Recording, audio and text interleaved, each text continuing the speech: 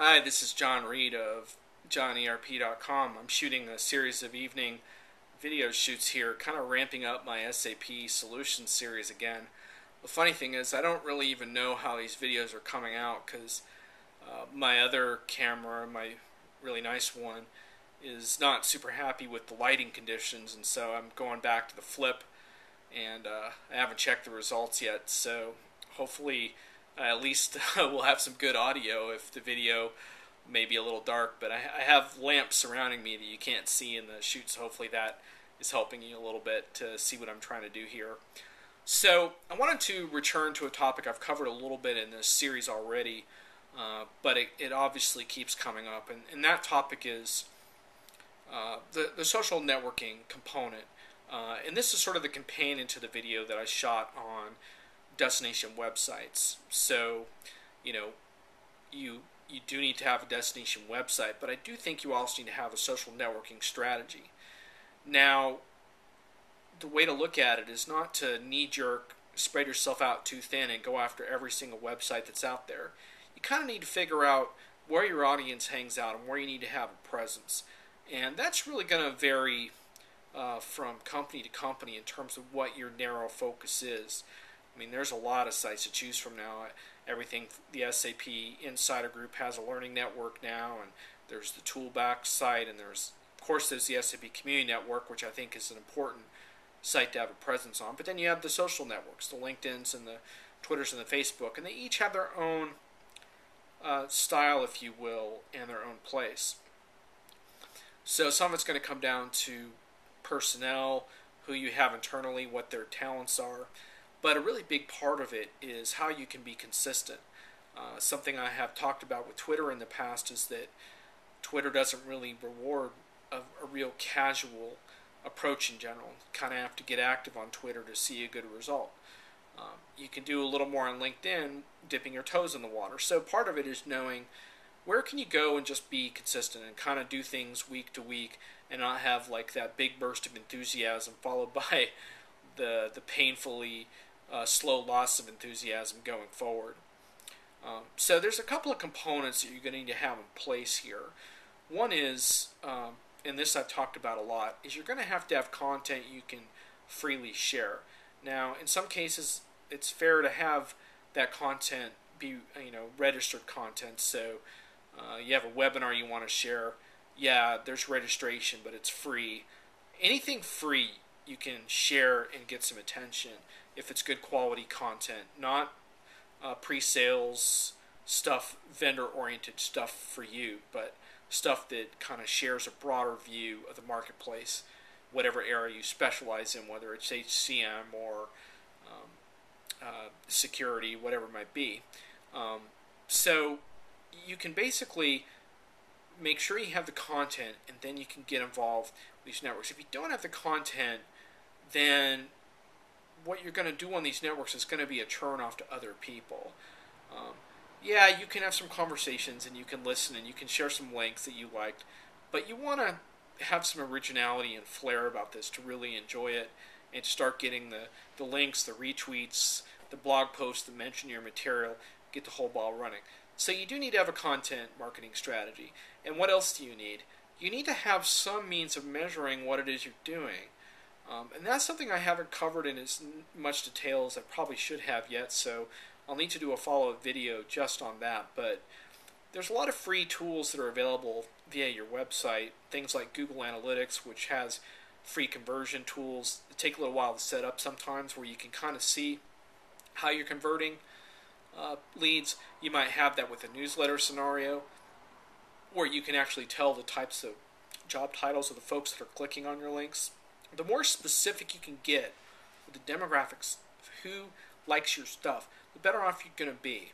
Now, when you have a little bit of that in place, and you have your destination website, and you have your content that's meaningful to share, then you can start looking at these social networks, because then, as you get a bit of a spike and you get some clicks, you're going to know what's happening, and you're going to be able to measure the results in some way. And the closer you can tie that to sales, and bona fide closed leads, the more funding you're going to be able to throw to it, and the more it's going to feel like a real channel to invest in rather than just a hypothetical experiment. And it's a fair point. I mean, why would you do this stuff just because everyone says it's cool and the hype is there? That's just a bunch of crud, right?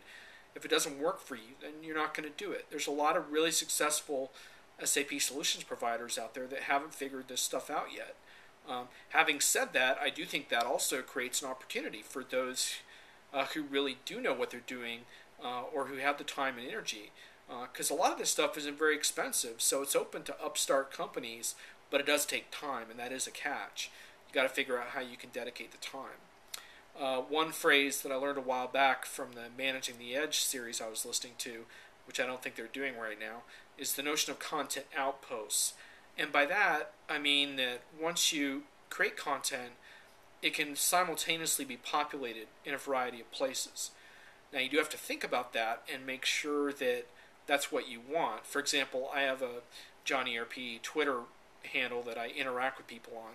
And I also have a news feed where I post just relevant links in the ERP and enterprise social field, whatever I think is worth sharing. I'll post those links. So you have to know kind of what your audience is and what they're expecting from you. But having said that, you can post content in a lot of different places. So when I tweet, those tweets go out into LinkedIn where people see them as status updates, and I have them going to my Facebook page. Most of them. I filter out some of them. There's software that allows you to filter. So it's a content outpost strategy so that right now my Facebook page isn't important enough to my business to spend a lot of time posting content to that page specifically. But including a number of Twitter links has definitely been useful, and I've gotten into conversations as a result of that. So you have a content outpost strategy that allows you to auto-post meaningful content, not junk, but like really good content that you developed, or maybe links that you think are important in your industry. And those go out to a variety of locations at the same time. Now, over time, you'll figure out where you want to put your attention. I mean, Twitter has proven important enough to the relationship building that I do in my business that I actually have two separate Twitter feeds, one for just the news links, and the other one is much more personal, and I do tweet out some links to that one, but it's all personalized. There's nothing auto that goes into the Johnny ERP one at all. It's all manually done. Even when I put in a link, I come up with my own verbiage to make clear that it's me that's tweeting. So that's because I've realized that channel is important to me. So as long as people kind of know what to expect from you, maybe for now you start with just tweeting out a newsletter once a week, and you kind of dip your toes and see if that starts to work.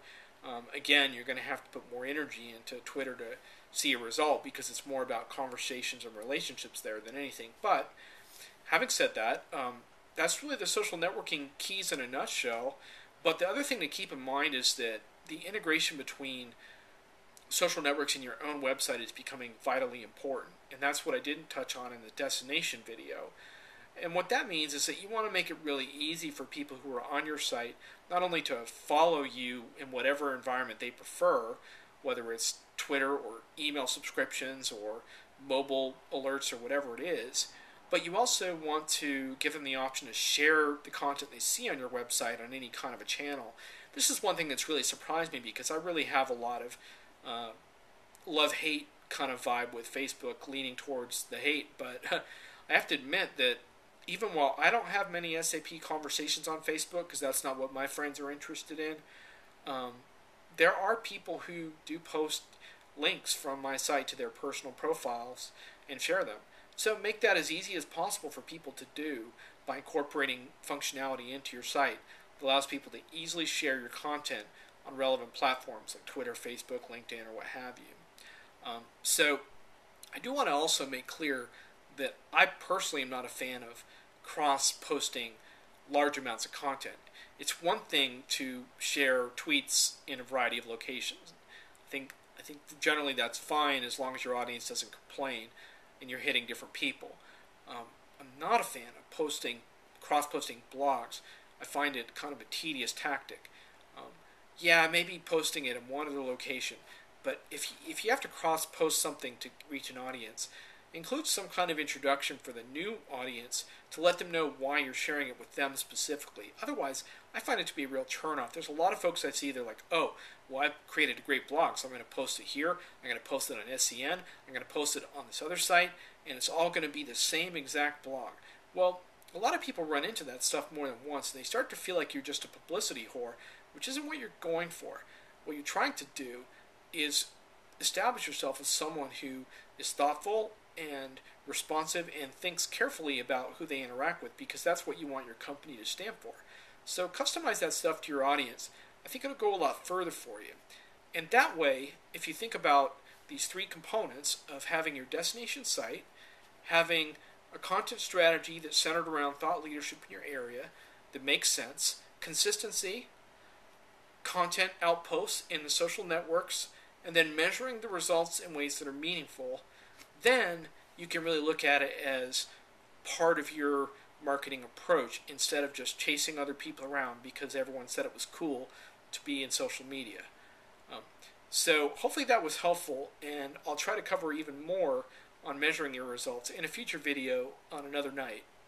This is John Reed of JohnERP.com.